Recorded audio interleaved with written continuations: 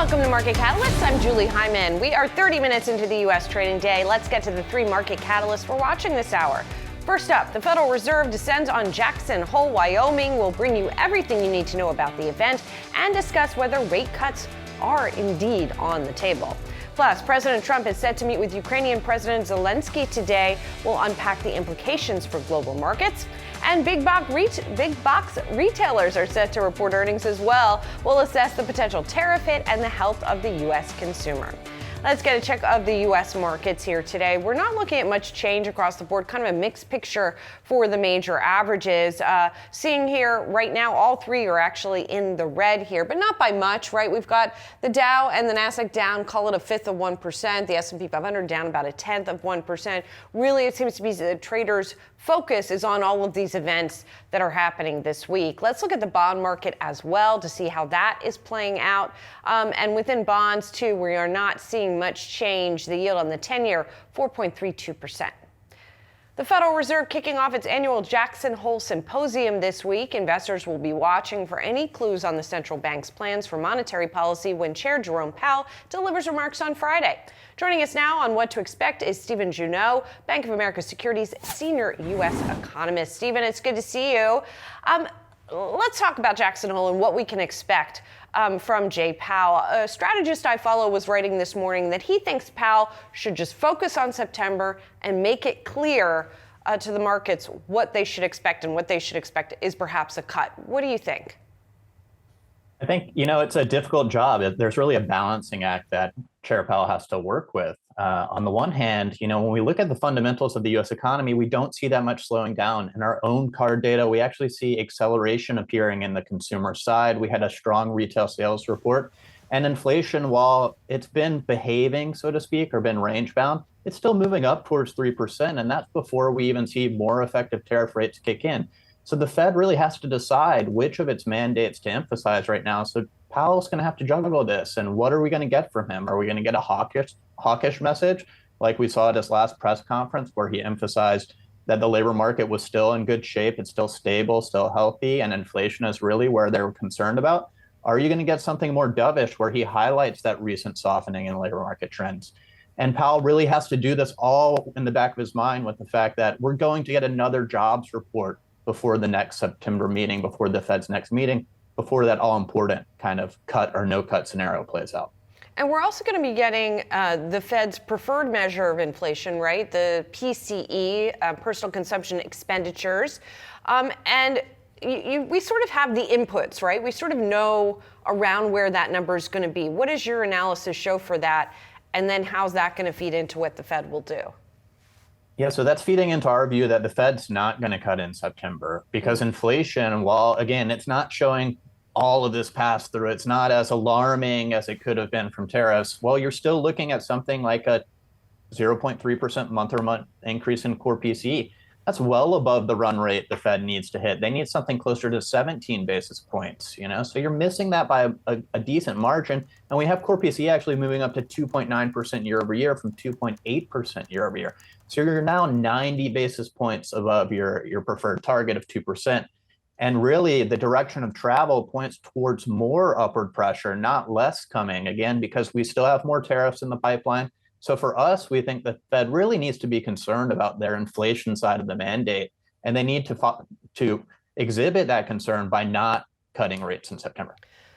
So if that is the message that we're going to hear from Powell on Friday, potentially, which would be in keeping with what we have heard from him, I mean, that's going to be quite a shock for this market, is it not? Because it seems like there is, if not consensus among economists, it seems like there is more consensus among market participants in what's being priced in. Absolutely. So the market, last I checked, was something like 80% chance of a 25 basis point cut in September. It might be a little bit higher. It's moved around here and there, but it's definitely, pointing towards a very strong likelihood. And if Powell's really more 50-50, you probably want to get that pricing down closer to 50-50. If he wants to wait to see that employment report in early September, then you want to get market pricing a little bit more equal or evenly distributed between cut or no cut.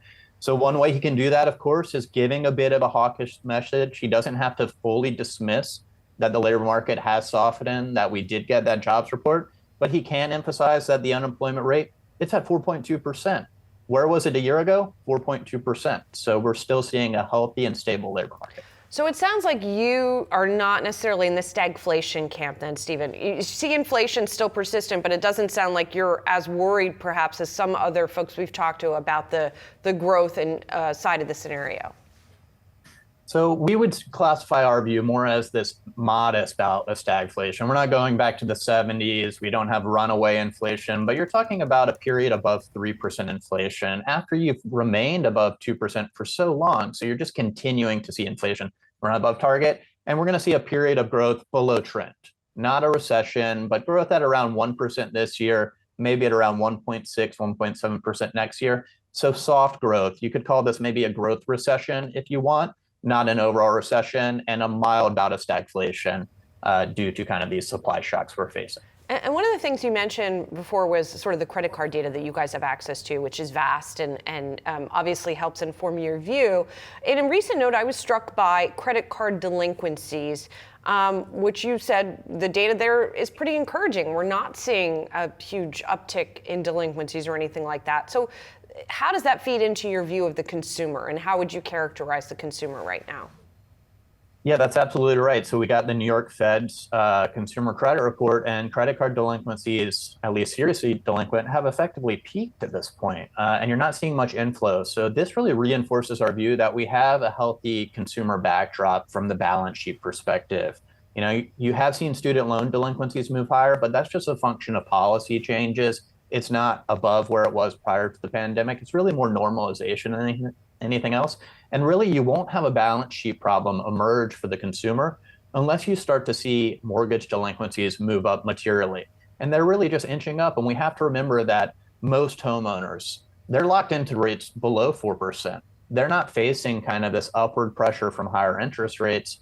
And so that the likelihood of mortgage delinquencies and a true balance sheet problem emerging, like we saw in the run up to the GFC, is just very low in our views. So you have healthy balance sheets, you have a labor market that's stable, you have positive real income, and that's all supportive of ongoing growth. Now, can it be a little bit slower? Absolutely. But if it's just slower and you're seeing inflation move away from you, then again, it's just very hard for us to imagine that the Fed should be cutting in this scenario. Stephen, thanks so much. Great to catch up with you. Thanks for having me on. Thanks. Coming up, we're going to zero in on President Trump's meeting with Ukrainian President Zelensky. That's next on Market Catalysts.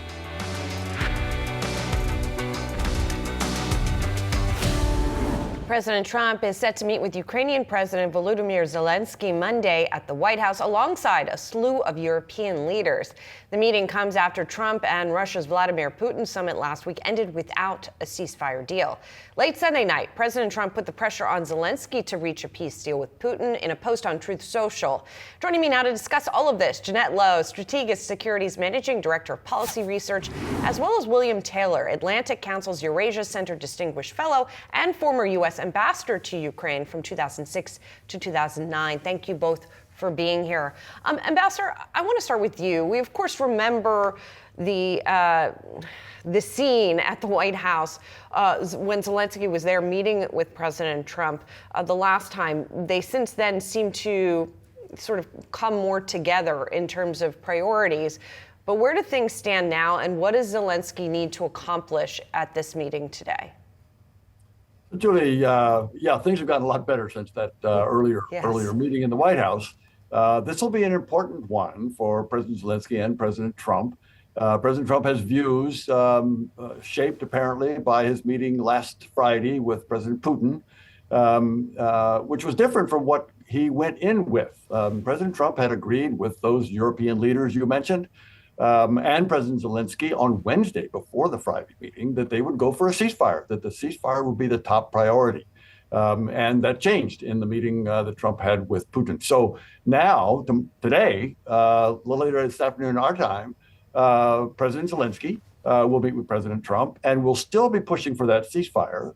But I'm sure he'll have a conversation about the ideas that President Trump brought back from President Putin. And the European leaders that you mentioned are there to support President Zelensky. They really want President Zelensky and Ukraine to stop the Russians now in Ukraine so that the Russians don't threaten them in Europe. The European leaders who will be there, Ambassador, are numerous. And I wonder if there is a risk that President Trump sort of feels he's being ganged up on by this sort of show of support for Zelensky, and that could sort of backfire. They've all thought about that, I'm sure, Julie. And the White House did invite these leaders. So they are apparently comfortable with all this. It is important for President Trump to understand that Europeans care about this a lot, and they're prepared to support Ukraine and Zelensky with weapons, with political support, with even military presence on the ground, possibly in a coalition of the willing that the Brits and the French have been talking about. So it is important for President Trump to understand the solidarity, the unanimity, the determination of the Europeans to support Ukraine. Jeanette, I want to bring you in on what sort of investors are zeroing in on here. We haven't seen much geopolitical headline risk for equity markets, say, globally. You know, we're sort of seeing this felt in pockets. So from that perspective, what do you think is most important to watch here in terms of maybe any potential details of a potential agreement? Yeah, so I think one of the things that's going to be important is I think, the market has been looking to see if there will be an end to this conflict. Obviously, this is a big goal of the president's to actually end this war. He wants to stop the wars in Ukraine, also in the Middle East. He also wants to get any geopolitical risk premium out of the price of oil.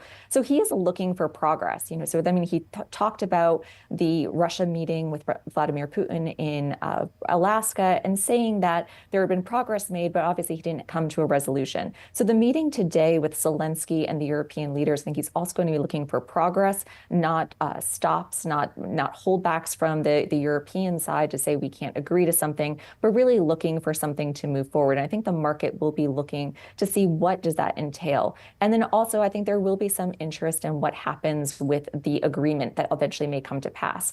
Is it a land swap deal that emerges? What is that kind of piece that goes into the Ukrainian critical minerals that the U.S. has been focused on since earlier this year? And then also, is there a security guarantee that has been alluded to by both Steve Witkoff and Marco Rubio over the weekend, but whether or not the U.S. and other European allies will have the ability to and guarantee that whatever is agreed to stays intact going forward.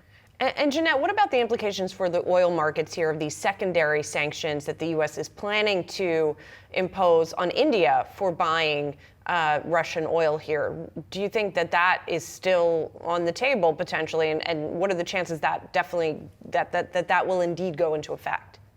Yeah, so this is a really interesting component of this. Obviously, China and India are the biggest buyers of Russian oil. Trump would like to stop that, to stop the support of Russia and its ability to fund its conflict in Ukraine. But we can't obviously put those secondary sanctions on China. We already have 30% tariffs on China. We've kind of seen what happened in April when the trade negotiations got out of control and the ability for China to choke off rare earth minerals to the United States. So they don't really want to ramp that up. So India becomes the next available target. There is, I think it was very instructive that you saw Peter Navarro had an op-ed this morning saying that if India wants to be more of a strategic partner of the U.S., it needs to show that, it needs to stop buying Russian oil. So I think there is a risk that there could be more pressure on India, especially after we saw that the trade talks that were supposed to occur next week ahead of those secondary sanctions going into effect have been pulled off. Now, it might be whether or not we see any progress this week, but I do think that India becomes this key player where the U.S. can impose more pressure on them rather than China to try to really put away pressure and getting support for Russia in this conflict.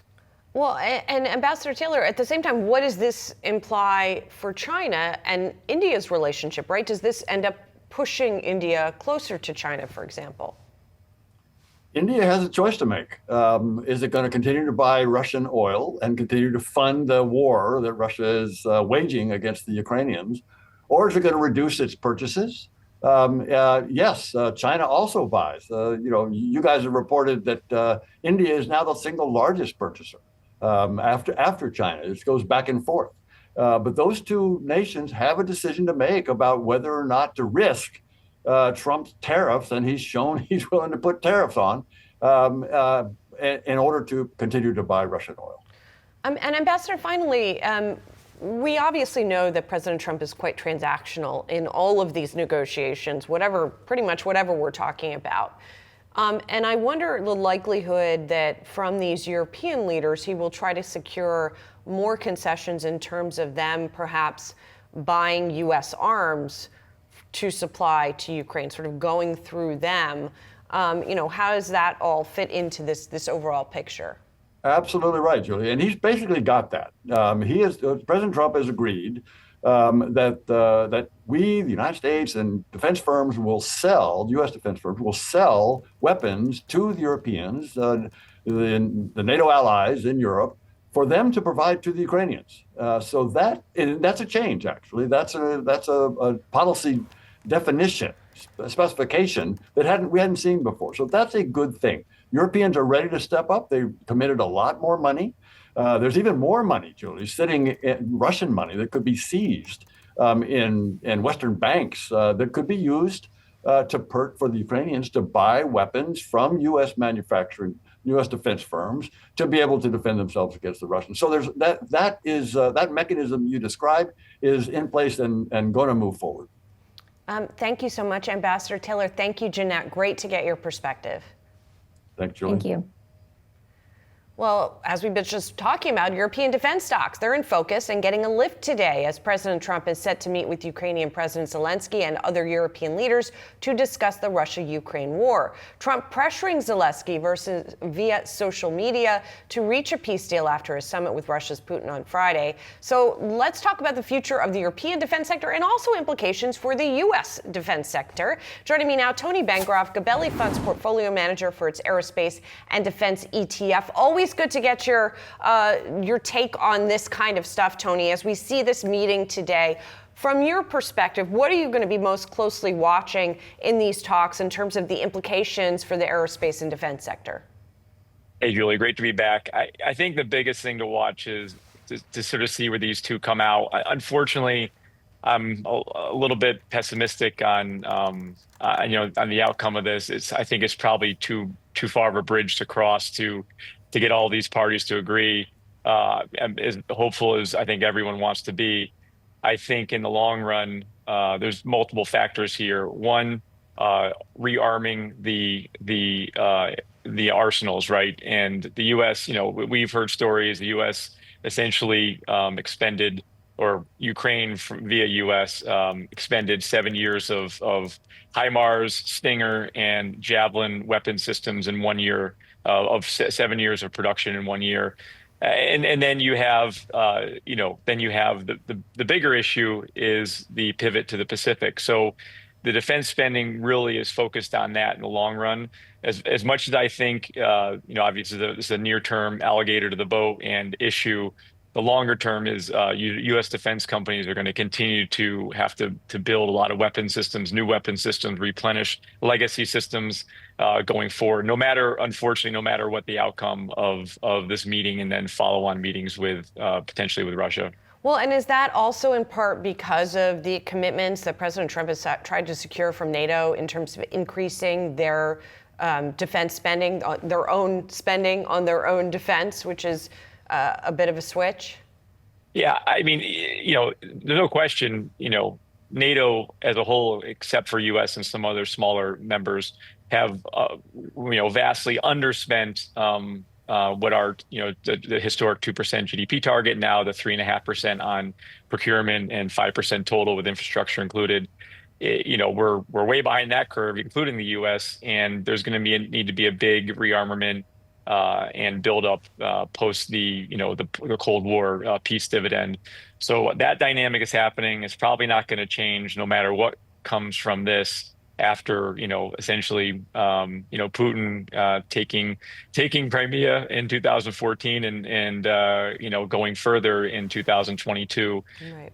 And the bigger issue is as much as European defense companies are going to have to start building out infrastructure and capacity.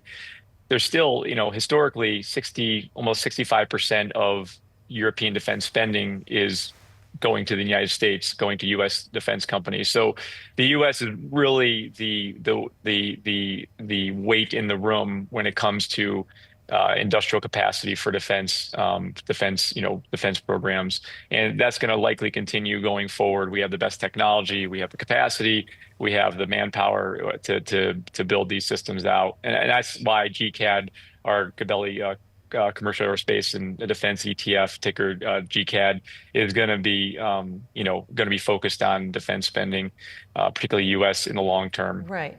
So Tony, from a stock perspective, do you think that there is more upside at this point for the U.S. defense names or the European defense names? The Europeans have run up, drastically over the last, since 2022, essentially. And so they've had a great run. They're probably going to continue to do pretty well, but they're going to have some big comps to deal with. The U.S. as well has obviously gone up. We're having a great year. Our fund is up almost 30% this year, as well as most of the aerospace and defense, a lot of the names. And I think, unfortunately, that's just going to have to continue. And again, just to frame it, historically, post World War II, where we were spending over 50% of GDP on defense. After that, the defense spending was about 6% of GDP, and now we're at about 3.5%. Now it's expected to go higher, but overall, actually, if you look at it on a long-term basis, we're underspending on our defense budget. And finally, I want to ask you about a specific name. We talk a lot about Boeing, so I'm going to leave that to the side. We've talked a lot about that in the past. But I want to ask you about another maybe controversial name, and that's Palantir, which, as we know, controversial in part because of sort of the mystique surrounding it and what it does, but also controversial among investors because of its PE, right? So how are you viewing that name right now and where it fits into the defense landscape? Our view on, Alex Karp, we've read the book, his book on essentially the committing to Western civilization policies and views, and in defense technology becoming preeminent when it comes to the future of how warfare is going to be fought. And there's no question that's going to be the case. And I look at Palantir as a very special company. They're going to probably continue to get a bigger piece of a growing pie, not the same size pie, and they're going to be able to partner with legacy primes amongst other tier ones and down on programs, including things like Golden Dome and other new technologies and ways to ways to fight the next war, unfortunately. And I think they'll do very well along with the current operators in the industry. Tony, thanks so much. Appreciate your time. Thanks, Julie. Coming up, we're taking a look at trending tickers on the Yahoo Finance website, giving you the news behind the moves. That's next. Welcome back to Yahoo Finance. I'm Brooke DeBama. We are live at the NASDAQ. Let's get a quick check on the latest market action. We're about 1 hour into today's trading session, and all three major indices are roughly flat as markets are largely stalled as we await some key data, or rather key points coming out this week. First of all, we're waiting to hear more when it comes to President Trump's meeting with the Ukraine president. We're also waiting to hear from key retailers this week as well. And also we're waiting to hear from the Federal Reserve on Friday, with markets now pricing in that they will sort of mention or acknowledge a potential rate cut in September of 25 basis points. Let's take a look. Dow, NASDAQ, and the S&P 500 all trading roughly flat. I do want to go into the NASDAQ. So if you take a look over the past 5 days, what we've seen is the NASDAQ closed just shy of record highs on Friday, and now we're seeing that major index roughly flat as all three. I do want to dive deeper into one key area that, once again, I am watching this week, and that is retail. As you can see, over the past month, what we've seen is a bit of the meme stock action here with Kohl's and American Eagle get looped into that, but Lowe's up nearly 15% ahead of their key earnings report on Wednesday morning. We also have Home Depot up about 10% over the past month ahead of their report tomorrow. And largely the expectation here is that both Home Depot and Lowe's will reverse course with positive same-store sales growth heading into that report this week, as investors might have just jumped into the housing market. Also, their professional businesses doing well as consumers take on projects yet again. Also important to point out, we have Target coming out this week. That stock getting a bit of attention here, up nearly 2% ahead of their key earnings report, whereas Walmart is expected to post yet again another strong earnings report this week as consumers really look for low prices and convenience. We're seeing that stock roughly flat as we make our way to that key report on Thursday morning. I also do want to take a look at the NASDAQ, what exactly we're seeing there. If we go to equal weight, it's a bit of a mixed picture here. I want to note that what we've seen over these past few weeks leading ahead into the end of the summer is that this quarter has been marked by one of the greatest frequency of earning beats on record. That's according to a Goldman Sachs strategist in a note this morning. And largely we've seen momentum coming ahead into the market. Of course, one key point out is that we do have NVIDIA coming out next week, so we're still waiting that. Largely AI and tech really leading the recent rallies that we've seen. That stock up about 1% as we make our way into today's trading session. But if you take a step back, once again, all three major indices flat, awaiting ahead of Fed Chair Jerome Powell's meeting, those retail earnings, and more on President Trump's meeting with the UK president. Keep it right here on Yahoo Finance. We'll be tracking all the market moves throughout today's trading session.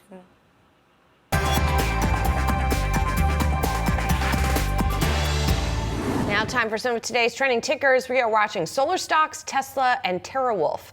First up, Sunrun upgraded to outperform from sector perform at RBC Capital Markets. The analyst upgrading the stock after the Treasury Department and IRS released guidance on what is considered beginning construction for clean energy projects that are trying to qualify for tax credits. Other clean energy names like First Solar and Enphase still getting a boost as the eligibility requirements were not as bad as originally feared. Next up is Tesla reportedly offering discounts of up to 40% to car leasing companies to shift more units in the United Kingdom. That's according to a report from The Times. The discounts are also due to the lack of storage space for Tesla vehicles in the UK, the report said. Tesla sales in the UK fell about 60% to 987 units in July. That's according to the latest data from the Society of Motor Manufacturers and Traders.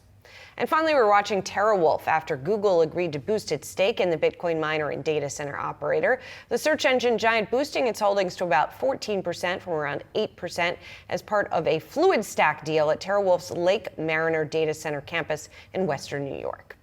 And as always, you can scan the QR code below to track the best and worst performing stocks with Yahoo Finance's trending tickers page. Coming up, we're going to be speaking with the CEO of GoodRx on the details of the company's new partnership with Novo Nordisk. That is sending GoodRx shares much higher. And that's next on Market Catalysts.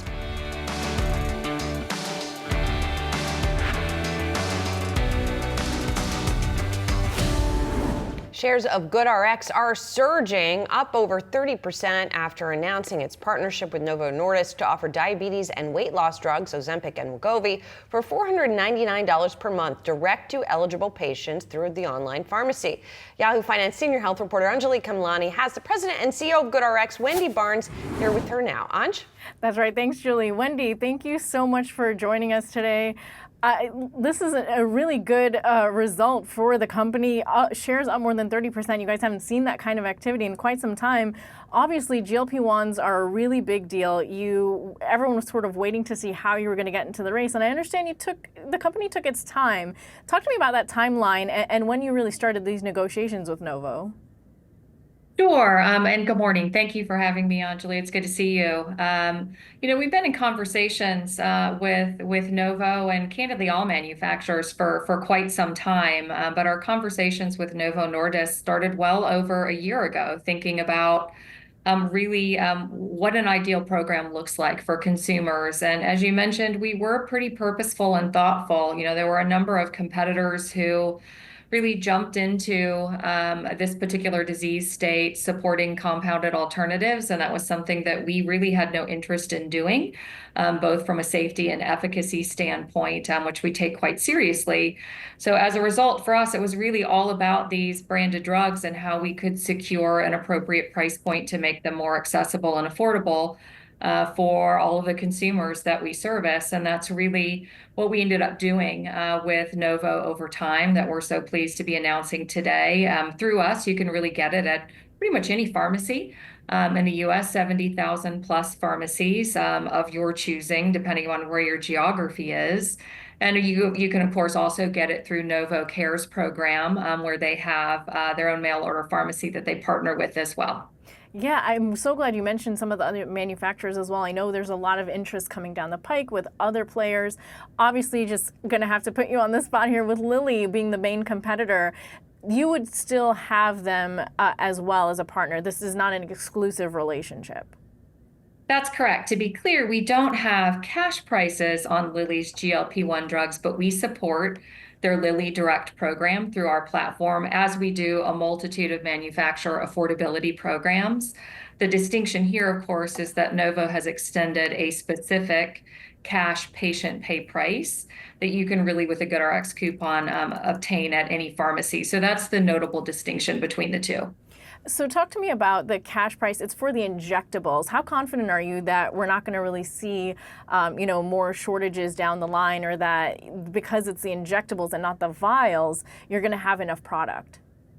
Sure. Well, clearly we're reliant upon the partnership with the manufacturer, but based upon everything that they've told us and really everything that we've experienced in the market through our shared consumers, supply has really been not much of a problem over the most recent few months, which is one of the reasons that the FDA, changed their position on compounded alternatives. And they did that as a direct result of support from manufacturers, that there was a robust enough supply in the US to support the demand. I'm curious about this. You mentioned that you started this conversation more than a year ago, and we've seen recently the Trump administration ask for more direct consumer options. You've been building out the branded drug access. Talk to me about how this plays into sort of the administration policy and desires, and whether or not, the company can play a greater role in this. And are you thinking about that? We're absolutely thinking about it. Let me start first by saying, as it pertains to Novo, their motivation in this partnership was squarely focused on ensuring that patients could access the branded drug as opposed to the compounded alternative. So separate and distinct from anything in the regulatory environment that may otherwise inspire a manufacturer to make these types of decisions. More broadly, however, as we think about what this administration is trying to do, whether it's direct to patient access, whether it's getting cash pricing and competitive prices into Americans' hands, that absolutely is something we're engaged in and thinking about where we can play. We already have 90 plus brand partnerships with manufacturers, whereby you can get them at a multitude of pharmacies. That really does meet the spirit of what this administration is trying to do. As to the particular price point and whether or not that truly is an MFN price point or not, that really is in the decision of the manufacturer's hands as to how they go about conveying and choosing what price it is that they utilize through us. But we do believe that we already have this marketplace to support this type of initiative and mandate from the government, and as such have been in those conversations with a number of legislators and agencies in DC to that end. Well, let's bring it back to the company on this point. I'm so glad you brought up MFN, that most favored nations clause that the Trump administration is trying to set. With the company now in the branded drug space, investors are clearly very excited about GLP-1s. They're telling you so in the market right now. What do you think you need to do to sustain this momentum, and especially with these cost pressures and the criticisms that sometimes arise about cash prices versus insurers? Talk to me about how you plan on navigating this. Sure, it's a great question, and one that we think about a lot, both myself and as an executive leadership team. But generally speaking, Anjali, regardless of what type of cost mandate the government does or doesn't do, it appears to be reasonably obvious that there is, in fact, however, bipartisan support for reducing drug prices, whether they be generic or brands. And so for that reason, when we think about where GoodRx can play to convey those cash prices, I believe there will always be a place for direct patient pay prices to sit as a complement to insurance. Statistically, when you think about the number of drugs, regardless of where pricing comes down to, that will not be covered by insurance, those NDCs continue to grow. We know from, I believe, 24 to 25, roughly double the number of drugs are no longer covered by most major plans. So think a jump from approximately 300 drugs to 600 drugs. And employers, health plan sponsors will always have a finite amount of dollars in which to fund their benefit. So for that reason, the way you support your employees, your retirees, their dependents, is to also have a robust patient pay program where we are out there fighting for these competitive prices to sit alongside your insurance. And then, of course, you've got an entire pool of Americans who may not have coverage at all. Either they don't have it today, or based upon the most recent and proposed Medicaid changes, perhaps as many as 10 million additional Americans with no coverage whatsoever. So when you think about those two scenarios, I view patient pay pricing through GoodRx not just as a nice to have, but a must to have, sitting alongside insurance or none whatsoever. Yeah, we're certainly going to see how this all plays out. GoodRx CEO Wendy Barnes, thank you so much for joining us today. My pleasure. Thanks for having me. Well, don't go anywhere. Coming up, retail earnings kicking off this week. We're breaking down the biggest things investors should be looking for. More on Catalyst next.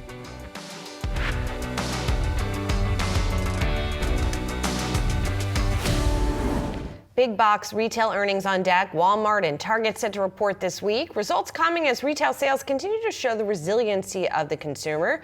Joining me now, Corey Tarlow, Jefferies Senior Vice President of Equity Research. Corey, it's good to see you. So I guess the question here is resiliency of the consumer. Will that be resiliency of margins here, right? Tariffs have been a big part of the discussion for these retailers. Walmart last quarter got kind of smacked over its discussion of what it was going to do, how it was going to pass through those tariffs. What do you think we'll hear from them this time?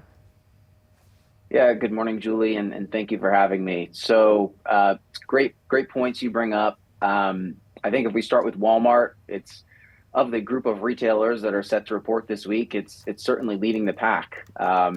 We actually put out an earnings preview this morning, and what looks to be a U.S. same-store sales number of about 5%. The street's at about 4%. So you're seeing a lot of better momentum in the U.S. business. Traffic is up. Baskets are steady and increasing. And we also raised our earnings estimates for a beat on the quarter. I do think that, to your point on tariffs, I expect that management's going to strike a very cautious tone for the second half. You have talk of investments in price, which is what Walmart says to kind of drive market share. And that's really going to kind of help to improve the sales performance of the business ahead. But it could pressure margins. So net, what you're left with is a very, very strong second quarter. Again, comps probably up 5%, streets at 4%, but likely a reiteration of the full year guide. And what do you think the sort of cost pass-through looks like for Walmart, right? Because obviously it wants to continue bringing in that traffic and presenting that value proposition to customers. So I think it varies, right, across by a number of retailers. And certainly at Walmart, we've seen in our data, prices go up less at Walmart than they have at other retailers. So by contrast, there are certain apparel basics where we've seen Walmart's prices up only about 7% and Target's up in the double digits. So I think that by contrast, Walmart's done a very good job of controlling their price increases. That said, it is likely to come at the expense of profitability to a degree, but not so much so that it derails the guidance. So it's really about tariffs eating into the upside here, as opposed to actually deteriorating the financial profile that Walmart's laid out for us at the beginning of the year. You mentioned Target, and there I've seen some commentary that folks are expecting a cut to guidance. What do you think? Yeah, I mean, the data for July looked a little bit better. So July was a little bit of an easier compare. As we get into August here, the compares get a little bit tougher. But so far, I think the shaping up for the quarter actually slightly better, believe it or not, after a little bit of a better July. That said, we're roughly in line with consensus, but I do think that there's enough negativity actually baked into the stock at this point that if you do see inline results, you could actually see some upward momentum on the print or later this week. So that said, the fundamental picture is one of uncertainty, probably much more so than other retailers. Certainly, we've gotten questions as well on what the future CEO could look like or what the path could be forward there. No comment on that yet, but certainly something that we've gotten questions on, and that we think that they could either hold or narrow the guidance to the low end. So the prospects are obviously a little bit murkier, a little bit more unclear versus what you might see at Walmart today. You're still a buy on Target. I mean, I guess where's the optimism coming from with regard to them? Well, it's really it's a strong business from a food perspective. So you have about $100 billion business, and their food business has been growing. It's about a quarter, or $25 billion.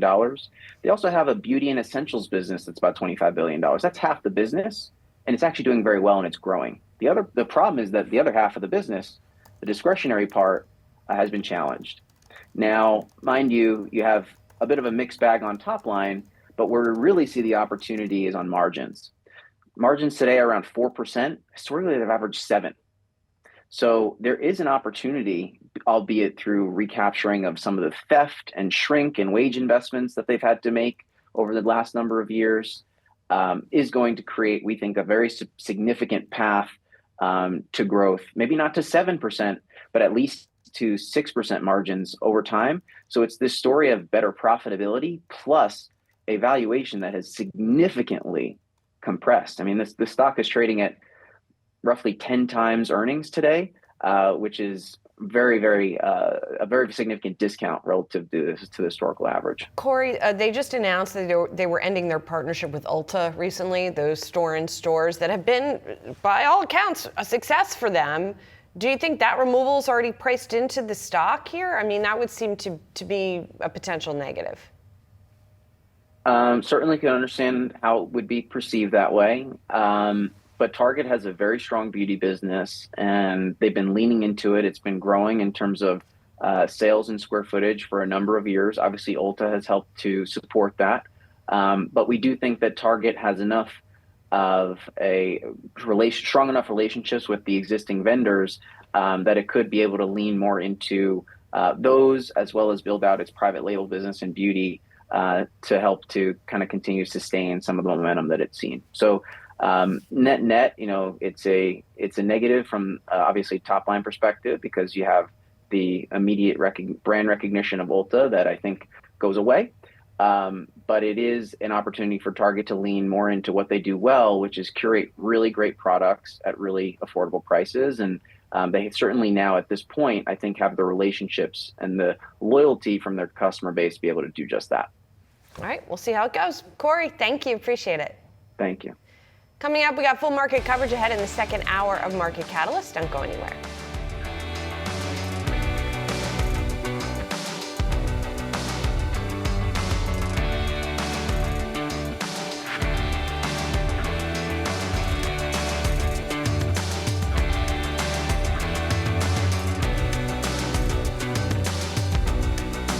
Coming up this hour on Market Catalyst. First up, U.S. homebuilder confidence falling to the lowest level since 2022. We'll discuss with Jim Tobin of the NAHB. Plus, a slew of retailers set to report this week. How are tariffs impacting businesses and the consumer? We'll have more on that ahead. And we'll get a check-in on the state of the farm industry amid President Trump's trade war. The president of the American Soybean Association will join us later this hour for more. 90 minutes into the start of U.S. trading, I'm Julie Hyman. Let's get a check of the markets. First up, taking a look at the major averages here. Continue to see a mixed picture here. Little changed as traders' attention really is on things like the Fed meeting in Jackson Hole coming later this week. New data showing homebuilder confidence fell to its lowest level in 3 years. The report from the National Association of Home Builders showing that firms are leaning more heavily on incentives to counter high mortgage rates and to persuade potential buyers. Joining me now, Jim Tobin, CEO of the National Association of Home Builders. Jim, thanks for being here. The streak continues here of just, the sort of lack of confidence given the fundamentals in the industry. I know you're talking to home builders are out there. What's the vibe that you're getting? Well, the market has certainly slowed down over the last couple of months. I get to travel across the country and visit our builders in every part of the nation, and definitely over the last couple of months we've seen a slowdown, and it's all about the rates. To paraphrase Bill Clinton's strategist James Carville, it's the rate stupid. It really is these kind of persistently high mortgage rates that have really constricted the market over the last 6 months. And we're going to continue to see that until the Fed starts to cut and send a signal that inflation is under control and the market should start to react, hopefully. I mean, we've seen mortgage rates come down a little bit, right, Jim? I mean, how much are they going to have to come down to sort of loosen everything up? They've got to be a lot closer to 6 than they are to 7. And yes, they have come down over the last couple of weeks. But again, it's been very bumpy this whole year and last. We kind of get these runs where we are closer to 6 than 7. And then we get back up closer to 7 than 6. And so I think that home buyers want to see a consistency in mortgage rates. And we just have not had that consistency over the last several months. So until then, borrowers are going to remain cautious. So in your view, it sounds like mortgage rates coming down could help solve the demand problem. But what about the supply problem, Jim? Well, until those rates come down and we see buyers come back into the market, builders are going to slow the pace of construction, plain and simple. Like I said just a minute ago, it's time for the Fed to cut, and that will help twofold. One, it'll send a signal to the broader markets, even though the Fed has an indirect result on mortgage rates. What they can do through lowering their own rates is they will send a signal to banks that it is time to start cutting the construction lending that is the lifeblood of this industry. And so if the Fed actually cuts, I think we'll see lending rates for construction to go down.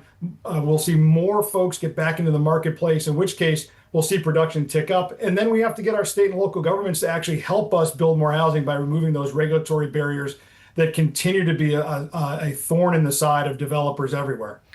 Of course, if the Fed cuts, it's not going to do with the housing market. In other words, that's not their job. Their job is not to cut to help housing. Their job is to cut focused on their dual mandate of inflation and the labor market. So from that perspective, it does seem like there is some debate in the markets and among economists about whether the Fed should be cutting at all in September. I think that we saw the unemployment rate. We saw the jobs report just a couple of weeks ago. Core inflation is coming down. We know that. And 50% of core inflation has been shelter inflation. Core inflation right now, 2.7%. Shelter inflation, 3.7%. Yes, there are policy initiatives that the White House and Congress can take on the supply side. And we actually saw that with a piece of legislation that came out of the Senate Banking Committee a couple of weeks ago. So we are excited about some policy. We're talking to the White House consistently about what they can do from the regulatory perspective. We've got the One Big Beautiful Bill that is now law. That will help add to the certainty of the economic situation in the country, but also builders' confidence and hopefully homebuyer confidence as well. There are some headwinds still in front of us, but I also believe that we are starting to see the fuller picture of this economy. And now the Fed can signal further that inflation is under control and that they can start cutting rates. And that should translate into lower mortgage rates, but also a better feeling in the economy that it is time for people to get off the sidelines and invest in housing. Jim, what about the cost of building for your constituents, right? What are we seeing in terms of, the tariffs and their effect on building costs? Builders are reporting about 60% of their goods have gone up, but it's marginal at this time. I'm watching what other economists are saying, that the true effects of tariffs won't really we won't see them until probably next month or even the month after. So tariffs have been really priced in. As I talk to our members, we've seen suppliers raise their prices on the threat of tariffs. So tariffs they've muddied the water, but I don't think they've had as big an impact as we even thought 6 months ago. I think that story is still yet to be written. It really is about that regulatory environment at the local level to help us build more houses. But also, materials are they're going to stay low because demand is low for home building at the moment. Well, but at the same time, when you look at things like tariffs on steel and aluminum at such high, why don't you think it's showing up more? Well, again, it's just the data that we're seeing, and my feeling is that it's because the pace of construction is slowed. So therefore, material prices are going to come down because demand is not high at the moment. Another example that other than aluminum and steel is lumber. We actually just saw the U.S. Commerce Department raise anti-dumping and countervailing duties on Canadian softwood lumber, which is 25% of the U.S. lumber supply in the United States.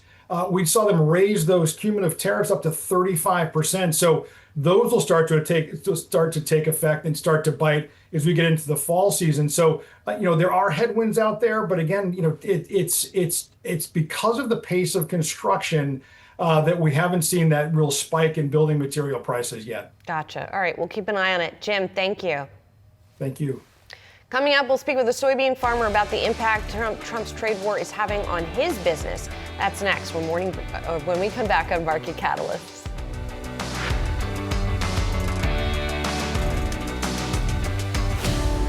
While the U.S. and China have extended their temporary pause on reciprocal tariff rates, President Trump's trade war is still having a major impact on U.S. industries, especially soybean farmers. China is by far the largest importer of U.S. soybeans, but the country is yet to pre-order from the upcoming U.S. harvest. The absence of the market's biggest buyer has soybean farmers fearful for the future. Joining me now, Caleb Ragland, a soybean farmer in Kentucky and president of the American Soybean Association. Caleb, we appreciate you joining us and giving us this direct perspective on what's happening in the soybean market. So I was just reading it. It looks like the current tariffs on soybeans going from China, or going into China, is 34%. Is that correct? And how is that playing out? Yes, that 34% is correct, including all the VAT taxes and so forth. The long and short is our biggest competitor on exports to China is Brazil. And right now we are at about a 20% disadvantage to all of the rates that are in place with their trade. And we have experience from the trade war in 2018 when Brazil gained significant market share that they have never let go of. In 2018, 1/3 of the U.S. soybean crop went to China. In 2023, about 24% of the U.S. crop went to China. While they're still our largest buyer, more than any other country and more than all other countries combined on U.S. soybean exports, they currently have 0 soybeans purchased from the U.S. for the crop that's starting to be harvested right now, and that is a 5-alarm fire for the U.S. soybean farmer. Prices are tanking, cost of production's high, and we have lost our largest export market currently, and something needs to change, and it needs to change fast. So you've got soybeans out in the field right now. Caleb, where do they go? What happens to them? Well, what has to happen is the market will work, and eventually prices will get cheap enough and buyers will pop up, hopefully. But the sad fact is that the price right now for soybeans is well under $10 a bushel when basis is included for most farmers. And cost of production for these soybeans is probably $12 a bushel or more. And American farm families that are growing the soybeans are going to lose a significant amount of money. The farm economy is struggling right now, and we're likely to lose many farm families through this process. And that impacts not only our farms, but also our rural communities. And that's very concerning for us as a country. The farmers are the backbone of this nation. And so when you look at the situation now, it doesn't look like that the U.S. and China, they've pushed back this deadline for talks. It doesn't look like you're going to get relief on that front in the short term. Are you hearing anything about relief from Washington in terms of some kind of aid for farmers? Well, first off, what we need real aid and a real fix is to get a trade deal done. I know that there are discussions being had and so forth with things in Washington for potential relief, but our focus right now is finding markets, because without trade and without demand for our product, some type of relief from the government is just a Band-Aid on an open wound. What we need is trade deals, and we need them now. We need demand. And there's so much uncertainty in the market that is caused every time we push back a deadline and we don't get something done. It just creates more uncertainty. And that is really what is paralyzing our markets right now. And U.S. grows the best quality soybeans, and we have a wonderful reputation on the world market. But China is the elephant in the room, quite frankly. They just are such a large purchaser historically, and they can't be replaced overnight. And we desperately need a trade deal for the good of not just soybean farmers and agriculture, but for the good of this country. Caleb, you were just talking about that $12 per bushel cost to produce the soybeans. Has that also gone up? I mean, are you guys getting tariffed on your equipment, for example, that you're buying for the farm, and on things like fertilizer? Sure. It's very, very complex, but for the sake of time, equipment costs are through the roof. The cost of parts is through the roof. There's different duties on fertilizer from different countries, but phosphate and potash and nitrogen are our three main needs. And a lot of potash comes from Canada, and some of that's been paused. But uncertainty is giving opportunity for countries, I think, to jack up their prices, and there's some risk premium that is priced in. Some of our phosphates do have increased duties. So it's a complex answer to a simple question, but in a word, yes. Right.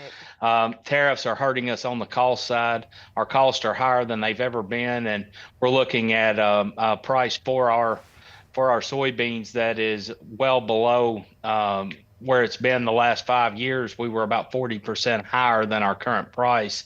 And it's just a recipe for disaster economically. And we're going to lose a generation of farmers if this doesn't turn around, because it's not a sustainable economic situation. The losses are not shallow. They're going to be large this year. Right. And we need relief now. It's not something that we can get fixed 6 months from now or a year from now. I mean, this crop is ready to be harvested. Our export season usually starts about September and runs through January or February. It's a seasonal deal.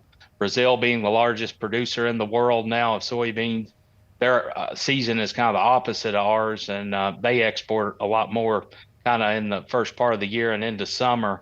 And it's our job to take up the kind of the fall and early winter exports. And we don't have any sales on the books right now to China. I want to reiterate, whether that be through the port of New Orleans or through the Pacific Northwest, where some leave for that direction as well. And historically, about 8 to 10% of the U.S. crop would be on the books right now, sold to China through our export market, and right now it is a big zero. Caleb, I want to ask you this. You wrote an op-ed back in April when the tariffs were first being announced, where you pointed out you voted for President Trump, and a lot of your peers who were farmers voted for President Trump.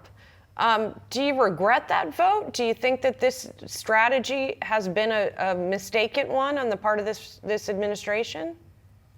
Well, I think that the president has done some good things, and I think that he has a lot of policies that are good for agriculture. There's been a spirit of reducing regulation and simplifying some things within tax code, and there's been good things that have been done.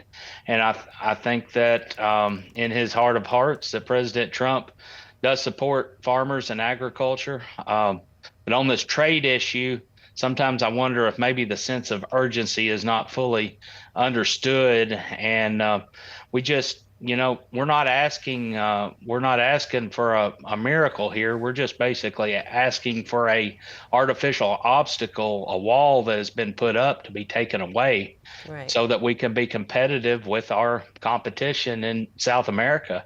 It doesn't seem like a very complicated ask, but we want to see this administration be successful. I want to see every presidential administration be successful. I'm an American. My family has farmed in Kentucky for 9 generations, over 200 years, and that's not a story that is uncommon amongst farming families. But we have deep roots. We're the backbone of this country, and right now we need the administration to not forget us, and to remember how important that this trade is to the overall structure of the U.S. economy, right, and to agriculture in particular. Well, Caleb, I want to thank you for coming on to talk to us about it, and I wish you good luck. And we'll be in touch as this situation goes on. Well, thank you. I appreciate the opportunity. Take care. Well, coffee drinkers are swallowing higher prices, and it's about to get worse. Coffee prices spiking 14.5% in July from a year earlier, according to BLS data, with the average retail price for a pound of ground coffee hitting $8.41. And that's before President Trump's 50% tariffs on imports from Brazil hit. Brazil is the world's top coffee producer. The U.S. gets more than a third of its unroasted coffee imports from Brazil. Market Domination host Josh Lipton spoke to Ricky Volpe, former USDA economist, about the importance of Brazil in the coffee supply chain and how tariffs will affect coffee prices. Oh, it's the largest exporter of coffee beans to the U.S. for sure. And, the fact that these tariffs are going into place right now and are affecting a place like Brazil, it's just right now we're having a very important reminder that these tariffs, which are almost surely going to have noticeable impacts on food prices in the coming weeks and months, they don't happen in a vacuum. Everyone's aware that coffee prices are rising, and like you said, that Brazilian coffee prices and global coffee prices have been rising well before these tariffs were implemented or even announced. And now the potential effect of the tariffs will be kind of on top of what's already been going on with a very challenging year in the global coffee market, including in Brazil. Could the U.S. coffee industry, Ricky, is there any way for them to replace Brazil? Can they look for alternative sources of supply? There are certainly options. There are options for seeking to import more coffee from places like Vietnam, which has had its own severe weather problems, Indonesia, Ethiopia, perhaps some other countries in Latin America. It is still the case that most of the coffee import in the U.S. is from the countries throughout Latin America and down to Brazil. But the problem with that, and it's related to really most food products, in fact, there are very few exceptions on this, the supply is inelastic. And that's just kind of a fancy way of saying that it's not as if there are stores of coffee sitting around in places like Vietnam or Indonesia or Ethiopia that the U.S. can just purchase during a time of need. Most coffee in a given growing season is accounted for through, contracts and other arrangements. So the capacity for the U.S. or really any country to pivot in the short term and shore up or augment supplies is pretty limited. And that's true for coffee, which is a high value product. Most of that stuff is already spoken for. Can I ask you, Rick, I'm just curious, what is domestic production actually like? Very small. The United States is technically a player, but between Hawaii, which is mostly the Kona region, the Big Island, and Puerto Rico, we're talking about best case scenario 3% of the coffee produced in the U.S. Consumed in the U.S. And it might even be smaller than that because there is a market of exporting coffee from places like Kona around the world. So honestly, it's probably closer to around 1% of the coffee that we drink as Americans is grown domestically. And there's, given land constraints in both those places, these are islands we're talking about, there's effectively no capacity to ramp that up and substitute what we've been importing. So what do coffee roasters actually do here then, Ricky? How do you navigate this tariff? I mean, do you try and change the recipe? Do you eat it? Do you try to pass it along to Ricky and Josh? What levers can they pull? In the short run, it's absolutely going to be a combination of eating it and passing these along. Probably the number one question that I've been receiving since these tariffs were first announced is, Who's going to eat them? Who is going to feel them?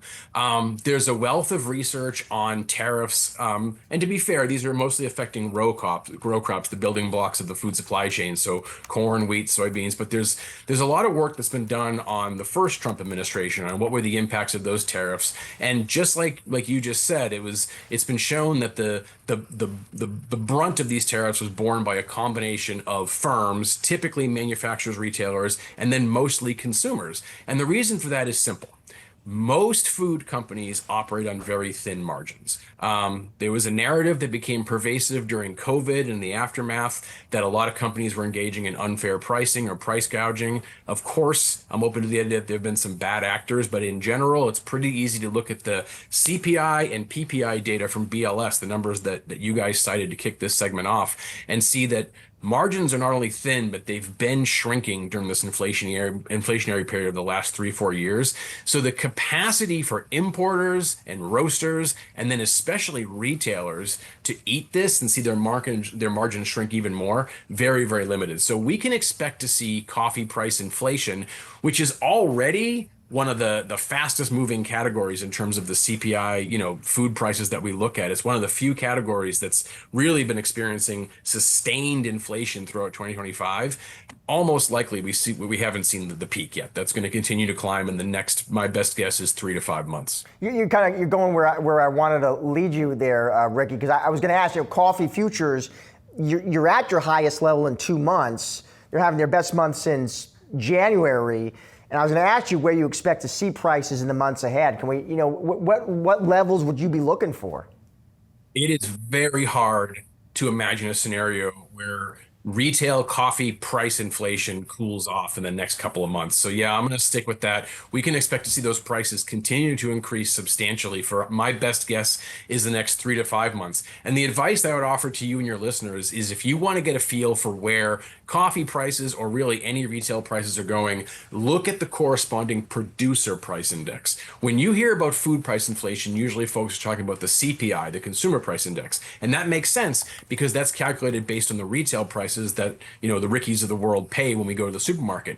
But the PPI, those are business to business prices, and they're much forward looking. And the trajectory of increase for those prices for farm and wholesale prices for coffee beans has been even more dramatic than the retail prices, which means we still haven't seen the biggest gains. There's more to come. And we haven't even been talking about the tariffs on steel and aluminum. And, the coffee supply chain is one that would be hit particularly hard by that in terms of the packaging and the sort of capital inputs that are required to grind coffee and store it and keep it fresh and temperature control and all of that. So once those steel and aluminum tariffs on places like China start to filter in the food supply chain, it's only going to stack on top of these commodity price impacts that we're already seeing.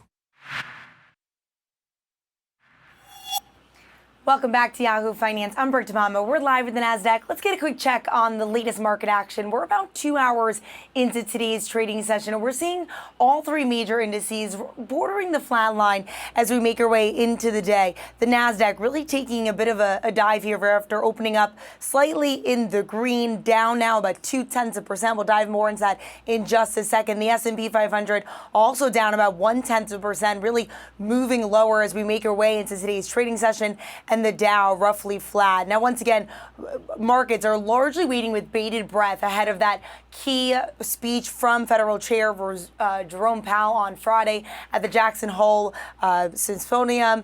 Also, if you take a look at the NASDAQ, what we're really seeing here is a bit of this sell-off when it comes to names like Meta, like Palantir, Kraft Heinz. That's really moving lower in today's trading session, perhaps leading some of momentum to the downside. We also have, if you take a look at the market, NVIDIA still holding on to a bit of momentum here, up about 0.4% into today's trading session, as we're expected to hear from that key AI player who many believe are leading the AI revolution next week. They'll really round out earnings as we make our way into the late August month. I also want to point out retailers. What we're seeing there is a bit of a mixed picture here, with Macy's actually leading the momentum here, Target ahead of their key earnings report out this week. While we're seeing a bit of momentum from Walmart as well. They're set to report later on this week, as well as TJ Maxx and Ross. Also, Lowe's and Home Depot in the red just slightly today. They're also set to report later on this week. Taking a step back, at all three major indices, once again, bordering that flat line. Now the NASDAQ losing a bit of momentum here, down about 0.2%. And it's important to note here that really the markets are waiting for that key event once again this Friday at Federal Reserve Chair Jerome Powell's last speech as Fed chair as his term ends in May. TD Cowen saying that Chair Powell will begin signaling the FOMC's bias towards easing at his speech on Friday. Right now, markets are pricing in that an interest rate cut of about a 0.25 percentage point will take place in September. But keep it right here in Yahoo Finance. We'll be tracking all the latest market moves throughout today's trading session.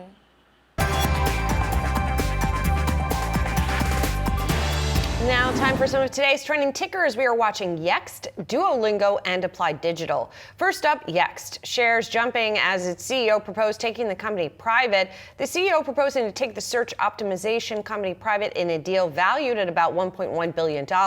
It's Michael Walroth. He indicated that the proposal is backed by reputable and well-capitalized financing sources, but didn't disclose the names of those sources. So with us, senior reporter Brooke DePalma from the NASDAQ. So seeing those shares get a boost on that. And, you know, as always, we don't know how these situations exactly, if it's going to end up going through.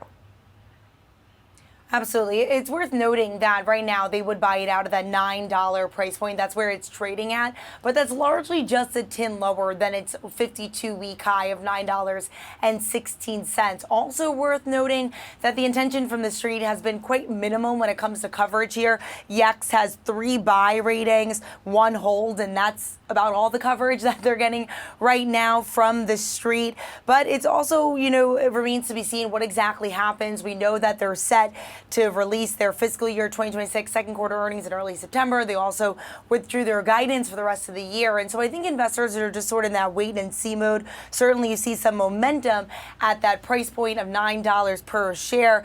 But over the past month, this momentum, you know, right now largely gaining a lot because of this today's trading action. In the past 6 months, though, we have seen this stock move up about 35% after it got a bit of a boost back in June.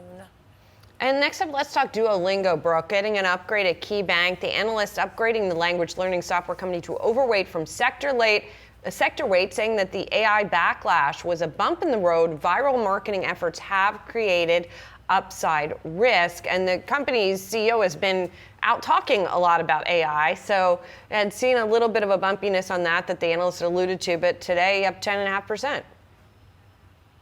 Yeah, they did get Citi-initiated coverage of Duolingo with a buy, and there is lots of optimism on the street when it comes to this stock. We have 18 buy ratings as well as 7 holds, once again, including that Citi-initiating coverage with a price target set to $400. Now, this stock is right now priced around $361, and that's really kind of in the middle of their 52-week high and 52-week low being 201, 52-week high being 554.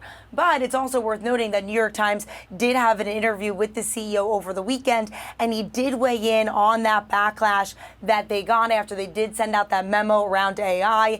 And he said that this one was on me. I did not give enough context. Internally, it was not controversial. And he went on to say that externally, as a publicly traded company, some people assume that it's just for profit or that we're trying to lay off humans, and that was not their intent at all. And so it'll be interesting to see how this language machine really does use AI in the coming years for, you know, not only for their employees and boosting that productivity there, but also for users as well. And I'm sure it's not going to be the last company dealing with that kind of trying to tread that line carefully.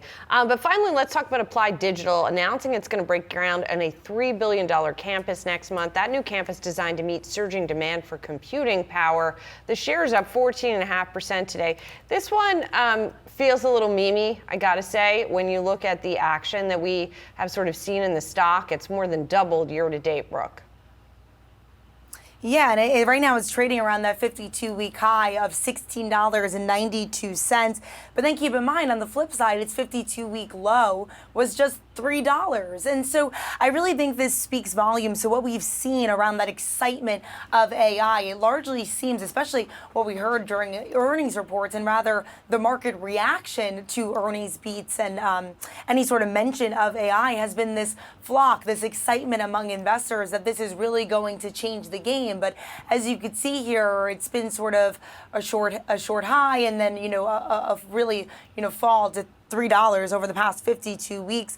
Important to note here that they also did announce this back in, they announced this today, but also back in June, they also entered an agreement with CoreWeave. And so I think this company has really just been looped into this AI narrative and this excitement that investors have around that right now. Yeah, it looks that way. Thanks a lot, Brooke. You can scan the QR code below to track the best and worst performing stocks with Yahoo Finance's trending tickers page. Coming up, U.S. tech versus Chinese tech. Jared Blickery taking a closer look in today's stocks in translation. Keep it right here. You're watching Market Catalysts.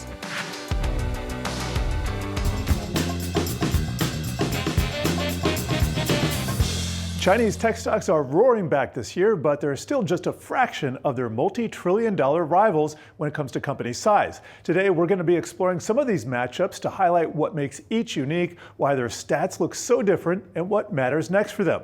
So here's our map for the day. We've got 3 clean face-offs: Alphabet and Baidu in search and ads, then Amazon and Alibaba in e-commerce and also the cloud, finally Meta and Tencent in social plus gaming and payments. We're not trying to be exhaustive here. We're just highlighting some of the unique challenges these companies face in their markets. So let's see how these stocks have performed so far in 2025. And here we have 6 companies with the US to the left and China to the right. From the left, Alphabet and Amazon returns have not been spectacular, both below 10%, but Meta stands out with a 34% return. But both Alibaba and Tencent in China win the performance race with returns over 40%. Now here's a reality check: scale. When we look at market capitalization, or how much the stock of the entire company is valued, the US names, they live in the multi-trillion-dollar zip code. Those are the 3 bars on the left. And towards the right, we see that China's giants are measured only in billions or hundreds of billions. That gap matters for everything from cash flow cushion, hiring, research and development, buybacks, and just general heft. Now let's go through these matchups one at a time, starting with Alphabet and Baidu. Alphabet's ad machine still leads globally, and that means more eyeballs, more data, and more pricing power. Baidu is deeply entrenched in Chinese search, and its cloud business is pivoting hard into AI. Alphabet just lost a key antitrust ruling in court that's affecting its Google search business and Chrome browser, and it could be a wild card going forward. Meanwhile, Chinese tech always faces a possibility of intervention by the authorities, and the tone has been a bit more positive lately, but that could always change. Next up, we have e-commerce and cloud with Amazon and Alibaba. Amazon Web Services, its cloud service, remains the profit engine driving cash. Alibaba is leaning into AI inside its cloud to re-accelerate growth. The wild card here is China's consumer. When confidence slows down, Alibaba's shopping apps, they feel it, and investors start gaming the next round of Chinese stimulus. In the US, Amazon has been it hasn't been in the antitrust crosshairs as much as some of other big tech, but it is an ongoing issue. Next up, we have social, gaming, and payments with Meta and Tencent. In the US, Meta has a gigantic ad scale and massive video viewing on both Facebook and Instagram. They keep climbing. And it's starting to monetize messaging. That is a brand new lever. Over in China, Tencent has this super app moat. Its WeChat ad is an all-in-one stop shop for its users, and its gaming business is starting to turn around. This is a tale of 2 ecosystems: global ads and messaging versus a Chinese super app with payments and games baked in. Next, let's take a look at some of the biggest shocks this year. First up, no surprise, it is tariffs. The US-China back and forth made uncertainty spike sky high. And since then, the tariff truth, it kind of cooled things down a bit, but the agreements could change. Second on that list, we have DeepSeek. That is the company that proved to the world, at least in theory, that AI could cost less and be developed without top-tier chips. That's huge as companies reconsider hundreds of billions of dollars in AI investment. Then there's Google's antitrust court case. That doesn't just touch Alphabet, it ripples through ad auctions, browser wars, device partners, and any app that lives off search discovery. Finally, here's the roadmap. For Alphabet and Baidu, watch those court rulings in the US and any China stimulus hints. For Amazon and Alibaba, you got to watch the cloud profit path. Does AI revenue outrun the build to build out AI? And for Meta and Tencent, watch how Meta turns messaging into money versus Tencent's gaming rebound. How does it have legs? Does it have legs? Bottom line, China tech is outperforming its US peers year to date, but the US mega caps, they still hold on to the global heft, and we're going to be watching the policy signals, the cloud mix, and who actually turns AI into cash. And tune into the Stocks in Translation podcast for more jargon-busting deep dives. New episodes can be found Tuesdays and Thursdays on Yahoo Finance's website or wherever you find your podcasts. Stay tuned for more market catalysts after this break. Retail earnings kicking off in earnest this week. We'll hear from Walmart, Target, TJX, Home Depot, and Lowe's. They're all set to report. Investors are closely watching the effect of tariffs and what the companies say about their guidance. Joining me now is Jerry Storch, Storch Advisors CEO, and of course, retail industry veteran. It's good to see you, Jerry. We've been trying to parse through all of the data that we've been getting, the economic data we've been getting, trying to figure out where is the consumer. And I think we've gotten a lot of perspective on resilience among consumers, especially sort of the middle and high end. But I'm curious for your perspective on that front. Well, look, when these earnings reports come out, we're going to get two types of information. We get, of course, the rearward-looking information. How did they do in the second quarter of the year for retailers, which is May, June, and July? And we already know that was pretty benign. I mean, the consumer did fine. And the latest retail sales report, which covers July, the latest month in that series, showed a retail sales gain of 3.9%, considerably above the inflation rate. So the consumer is acting like they're in a pretty healthy place, despite all the uncertainty, despite all the worries about tariffs and inflation and other concerns. So what we really are going to pay attention to is what the guidance is going forward from these retailers. And it's going to be interesting to see exactly how much they put on tariffs, how much they believe is due to their own strategies. I don't think we're going to learn that much new, though. I have to be honest with you, because the consumer has held up. You use the word resilient. They have done fine. I think we're going to see Walmart doing fine. We're going to see TJX doing fine this week. We're going to see Target not so much. There are stocks up today, but maybe people think they may do better than expected, but it's still going to be pretty poor compared to Walmart or TJX, for example. I wouldn't put a lot of store. I think Macy's is going to do poorly. I think Gap, is kind of questionable right now. So we kind of know what we're going to see, and the real question's going to be, what do they say about what's going to happen in the future? And that we just don't know what they're going to say. I think it'll be very conservative. They're going to worry a lot out loud, and then they're going to beat it when we get to the third quarter. The other big wild card is, as you say, tariffs, right? And there has been a lot made of us not seeing the full tariff impact yet. But the way that retail ordering cycles work, isn't that tariff impact coming maybe in the fall? Well, it may be. I've said for a long time, I've been on record that I think that the impact has been overblown. People have worried about it too much.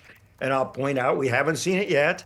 And I understand what everyone's saying. Oh, it's coming. The goods that come in for the fall, they're going to be the one that show all the tariffs. But just keep in mind, a lot of the products aren't imported at all and don't have any tariffs on it. So when we talk about these big tariff numbers, that's on the cost of goods, not the retail price, only on the part that's imported, which affects some retailers a lot more than others. For example, affects Target a lot more than Walmart does. And I don't think we're going to see some kind of big explosion here, on the net downside in terms of operating results. We just aren't. But somebody's going to have to pay the piper, Jerry, right? Even, so maybe it's not a big, broad effect, but there's going to be an effect somewhere, right? Maybe it is Target more, maybe, but, they're not. It has to show up somewhere, one would think, eventually. But you need to add up how much it is and say how much, is that really a lot in the scheme of the size of U.S. retail sales? And when you take a look at it that way, of course, there's a lot in certain categories that are very import heavy. But across the board, it just isn't, because you have big things like food, almost all of which comes from the U.S. Some imported from Mexico, of course. Some products like bananas or coffee that are uniquely hit, but most products come from right here in the USA. And you have huge retailers like Walmart that just don't import that much. When you take a look at what percentage of their sales it actually is that are heavily affected by tariffs, and then you look at some of these tariffs when they're under 20%. A lot of that does get absorbed throughout the supply chain where it's just not that noticeable. Keep 20% on the cost of goods, not on the retail price. Sure. And so all the rest of that has to come into play there. So I don't think it's going to be as bad as people say. I know everyone wants to think that, but I'm just telling you, I don't believe it, haven't seen it yet, and don't think we're going to see it going forward. The people who are poor already, poor performers, are going to use it as this year's excuse. 2 years ago, maybe it was retail theft or something. And, there's always, sometimes it's the weather. But, I'm not saying it won't affect anybody. Of course, if 100% of a category comes from Vietnam, like Nike's apparel, shoes, for example, their running shoes, or from China, of course it's going to be affected to some degree, but it's not going to be the kind of market meltdown type event that everyone keeps talking about here. And if there is some pass-through here, do you think we're going to continue to see this sort of divide among consumers between lower income and upper income, especially if there's some more cost pressures on the lower side? Well, I think that's why we're seeing still to this moment, the categories that are holding up the best are actually like basics, like food, consumables. That's part of the reason Walmart continues to just hit a home run. It feels like every earnings report. I expect that again, that they're going to look really good. It's why Costco looks really good, day in and day out. It's why TJ Maxx, which is a value player, looks good. So I think there's no doubt there's pressure in the low income consumer, but I don't see that increasing as we go forward here. I think it's going to be about like it is, which is why in retail, trend is your friend. If you want to know what I think is going to happen the rest of the year, look what's been happening, and I think that's what you're going to see. All right, Jerry, we'll see how it plays out, and we'll check back in with you as we always do. Thank you for your time. My pleasure. That's it for Market Catalyst. I'm Julie Hyman. Thanks for watching. We got more Yahoo Finance coming up.